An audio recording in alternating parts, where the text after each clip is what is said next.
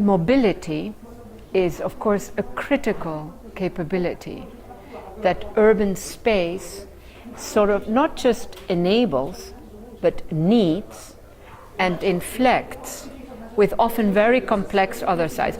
You cannot imagine a city without mobility. You could say that mobility is a critical feature of cities. You know, there are particular features that mark an urban space. I also think that the city has a capacity to speak to us. We have lost that language. We don't understand it anymore. No city is perfect.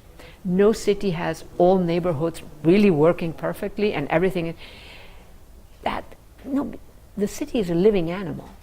And so you have these different, so an area that is degraded, the new immigrants come in, they fix it all up, then it becomes more expensive, they move to even better jobs, it's sort of a moving animal. And so those are also mobilities. They are structural mobilities. They are mobilities of how an area goes from being one kind of area to another.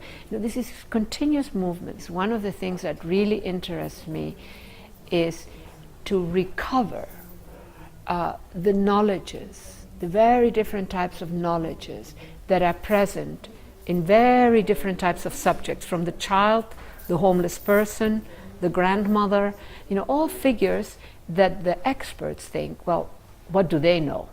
What does the grandmother know? What does the homeless person know? What does the child know? Well, they know. And I mean about the city. I don't mean just knowing whatever, the latest toy. And so how do you make that present? Well, you can go to central government and say, you know what, they know. And they will just laugh in your face. Or you can begin to actually collect those knowledges, because and so you make it an open source system.